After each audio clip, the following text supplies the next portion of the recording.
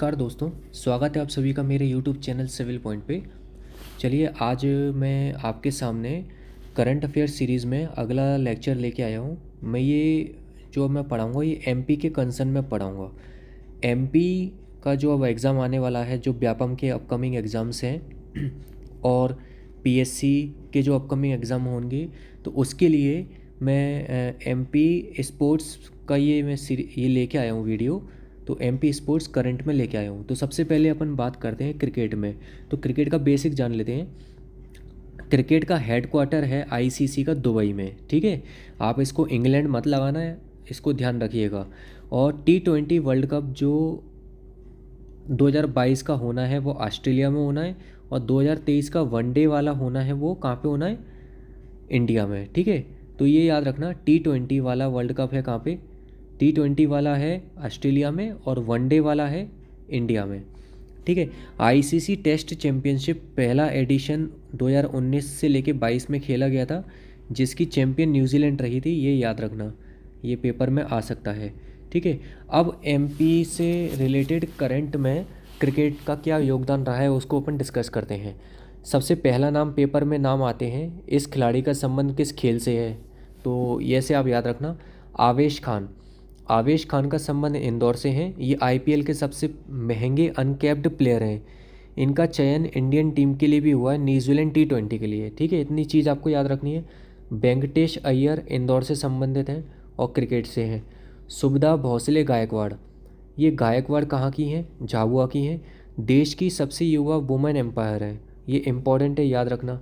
Syed Mushtaq Ali trophy, ये इंदौर में trophy खेली जाती है, तमिलनाडु इसके विनर रहे हैं करंट में, याद रखना।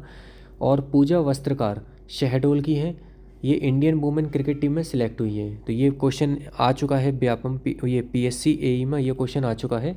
और नेत्र दिव्यांग महिला क्रिकेट बेंगलोर में शुरू हुई थी 28 फरवरी 2022 से। ब्लाइंड क्रिकेट टूर्नामेंट भोपाल में हुआ था, पहली बार इंटरनेशनल लेवल का खेला गया था ये, ठीक है। तो क्रिकेट का आपको इतना ही याद रखना है, ये मोर देन इनफ है एमपी के कंसर्न में। अब हॉकी की बात करते हैं। हॉकी का सबसे पहले नेशनल लेवल पे देख लेते हैं।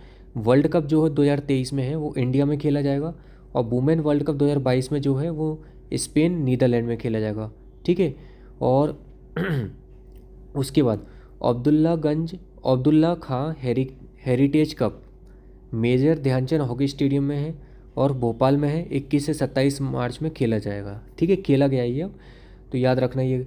सरिता श्रीवास्तव का संबंध किससे है, हॉकी से है। महिला के हॉकी टीम में चयन हुआ इनका। अब आगे आते हैं एशियन गेम्स 2022 के चीन के होंगजाऊ शहर में 10 से 15 सितंबर में खेले जाएंगे, ये याद रखना इम्पॉर्टेंट है, ठीक है। शूटिंग में ऐश्वर्य प्रताप सिंह शूटिंग से संबंधित है। मनीषा कीर ये भोपाल की हैं और शूटिंग से संबंधित है। ये दोनों ही बहुत इंपॉर्टेंट हैं, ये एग्ज़ाम आने के पूरे पूरे चांस हैं। और international shooting world cup Cairo Egypt में फरवरी 2022 में खेला गया है, याद रखिएगा। टोक्यो ओलंपिक में पढ़ा चुका हूँ, आप इसको नहीं पढ़ा हो तो एक बार आप देख लीजिएगा। टोक्यो ओलंपिक में मध्य प्रदेश का क्या योगदान रहा है वो देखिए। विवेक सागर कौन है, ये हॉकी के प्लेयर हैं। अब हॉकी का ये नाम क्यों आ रहा है, क्योंकि हॉकी ने 46 साल के बाद इन्होंने एक मेडल जीता है, ब्रॉन्ज मेडल हॉकी में जीता इंडिया ने, और ये विवेक सागर उसके सदस्य थे। ये होशंगाबाद के हैं, और अभी रिसेंटली अपने शिवराज सिंह चौहान जी माननीय मुख्यमंत्री जी ने इन्हें डीएसपी के पद पे भी कैबिनेट से प्रस्ताव मंजूर करा के इन्हें नियुक्ति दी है, ठीक है। याद रखिएगा, विवेक सागर नाम है इनका। और नीलकांत शर्मा हॉकी के प्लेयर हैं। ऐश्वर्य प्रताप सिंह तोमर शूटिंग से संबंधित है और ये खरगोन के हैं, ठीक है, खरगोन के रहने वाले, ये याद रखिएगा। अब टोक्यो पैरालंपिक 24 अगस्त से 5 सितंबर तक खेला गया, ये मैं पहले पढ़ा चुका हूँ, एक बार आप इसको देख लीजिएगा।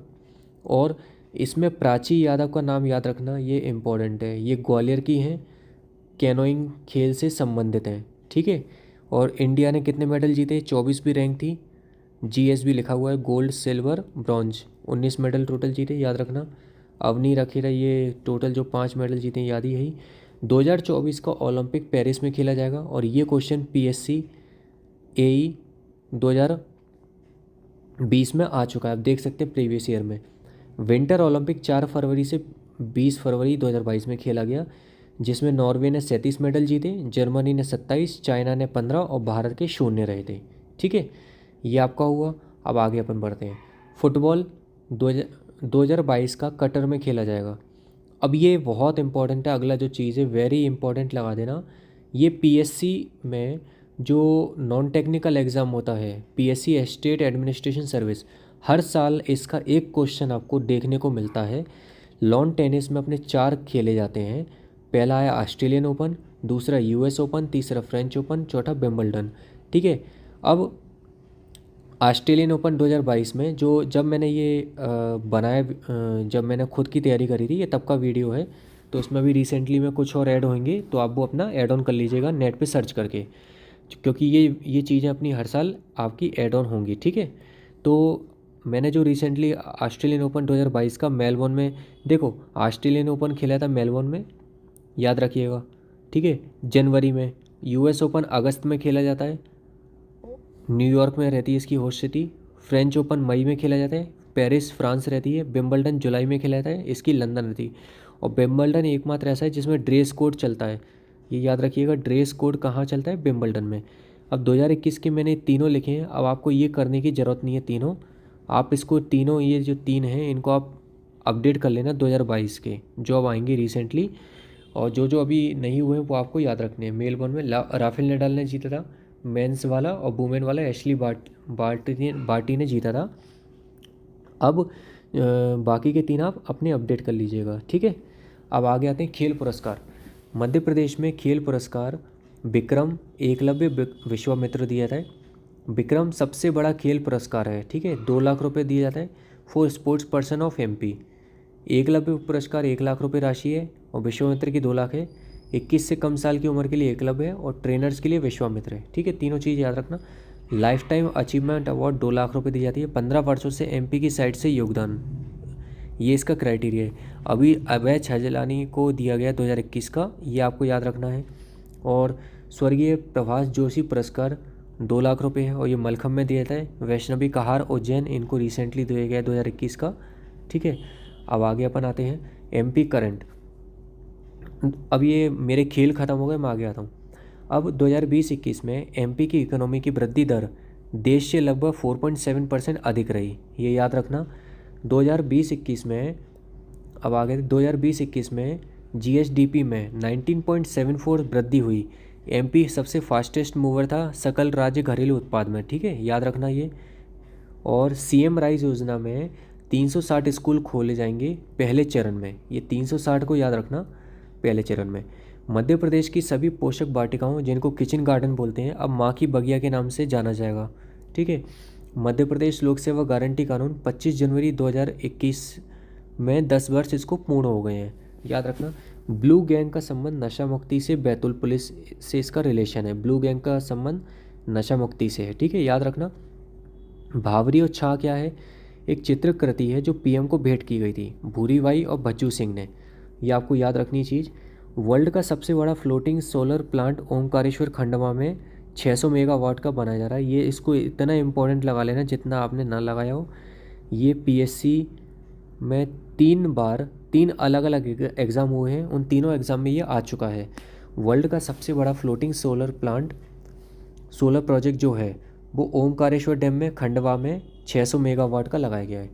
सबसे बड़ा covid care centre DAVV Indore में था। ठीक है, Devi Ahilyabai covid centre, sorry DAVV बोला हूँ, Devi Ahilyabai covid care centre Indore, याद रखिएगा। एनीमिया मुक्त भारत अभियान, इसमें मध्य प्रदेश ने पहला स्थान प्राप्त किया है पूरे देश में 64.1% वैल्यू के संग। ठीक है, पीएम मातृ वंदना योजना 1 जनवरी 2017 को चालू हुई थी, ये याद रखना। ये डेट पेपर में आती हैं। ये किसके, कौन से डिपार्टमेंट के द्वारा हैंडल होगी, ministry of women and child development. इसका मुख्य उद्देश्य क्या है, गर्भवती महिलाओं को मजदूरी की हानि की आंशिक क्षतिपूर्ति के रूप में नगद प्रोत्साहन देखना, जिससे बच्चे के बाद में और पहले उसको आराम मिल सके। इसमें 5,000 3 किस्तों में दी जाती है। मध्य प्रदेश इसकी तीसरी बार लगातार पहली रैंक रही है देश में।